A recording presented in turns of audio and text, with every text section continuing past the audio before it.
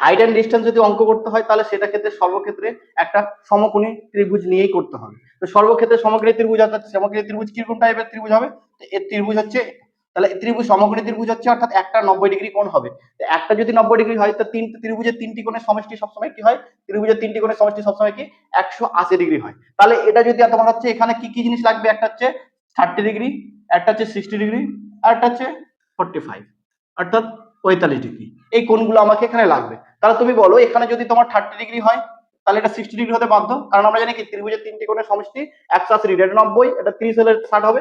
তা এটা 60 হতে গেলে এটা 30 হতো।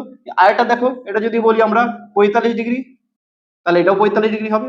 তাহলে আমরা সহজে মনে রাখতে হবে যে আমরা সবসময় হাইট অ্যান্ড ডিস্টেন্স যদি কোশ্চেন করবো সেগুলোকে আমরা সবসময় ভাবতে হবে যে এটা একটা সমকোণী ত্রিভুজ। তো সমকোণী ত্রিভুজ নিয়েই করতে হবে। তো দেখো আমরা কি সহজ পদ্ধতিতে এই যে কোশ্চেন গুলো খুব সহজেই করতে পারি সেটা আমরা একটু দেখার চেষ্টা করি। ধরো আমাকে একটু মাথায় মনে রাখতে হবে, যখন তোমার হচ্ছে একটা ত্রিভুজ,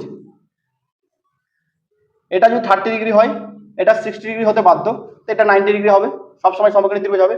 তাহলে 30 ডিগ্রির সামনে সবসময় এক হয়, এটা মনে রাখবো। অর্থাৎ 30 ডিগ্রির সামনেটা কি বাহু? এ বাহু। আমরা একটা নাম দিই এ বি সি। তাহলে এ বাহুর সামনে থেকে যে অন হবে, আর 60 ডিগ্রির সামনে সবসময় কত হবে? √3।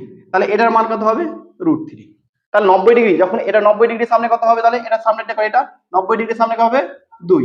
তাহলে কিভাবে অতিভুজ যদি বের করো তাহলে আমরা বের করতে পারবো। একটু মাথায় রাখবো এই কোণগুলো হয়ে থাকে, তাহলে তোমার করতে সুবিধা হবে। তুমি একটু মাথায় রাখো যে এই কোণগুলো কিরকম হয়, কিভাবে হয়, তাহলে তোমার ম্যাথমেটিক্সটা করতে সুবিধা হবে।